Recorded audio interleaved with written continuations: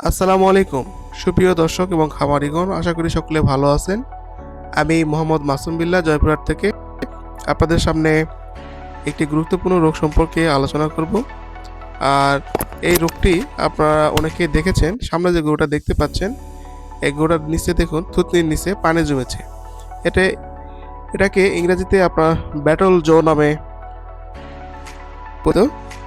আর এই রোগের লক্ষণ, এটা আপনার মূল কারণ এবং চিকিৎসা কি আপনাদের জানাবো। মূল কারণসমূহ হলো লিভার ফ্লু, এক ধরনের পরজীবী যেটা গরুর যকৃত বা লিভারে আক্রমণ করে। এর ফলে শরীরে প্রোটিন ও রক্তের ঘাটতি হয়, যার কারণে শরীরের নিচু অংশে পানি জমে যায়। রক্তশূন্যতা, অতিরিক্ত কৃমি বা পরজীবী সংক্রমণের কারণে রক্তশূন্যতা হয়ে যায়, ফলে পানি জমে। প্রোটিনের ঘাটতি, খাদ্য পর্যাপ্ত প্রোটিন না থাকলে রক্তের অ্যালবুমিন কমে যায়, যার কারণে পানি জমে। হৃদযন্ত্রের সমস্যা, হৃদপিণ্ড সঠিকভাবে রক্ত সঞ্চালন না করলে শরীরের নিচু অংশে পানি জমে।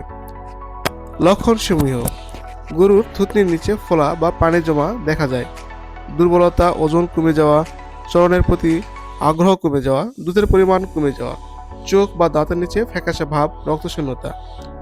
করণীয় কি? করণীয় হলো পশু চিকিৎসকের পরামর্শে আপনার কৃমিনাশক, ডিওয়ার্মিং ওষুধ দিন, যেমন অ্যালবেন্ডাজল, ট্রাইকোবেন্ডাজল। তবে চিকিৎসার পরামর্শ অনুযায়ী পুষ্টিকর খাদ্য, প্রোটিন সরবরাহ করতে হবে। প্রয়োজনে ভিটামিন মিনারেল সাপ্লিমেন্ট দিন। গুরুতর হলে রক্ত পরীক্ষার মাধ্যমে চিকিৎসা করান। সকলে ভালো থাকবেন, সুস্থ থাকবেন এই প্রত্যাশায়। আসসালামু আলাইকুম।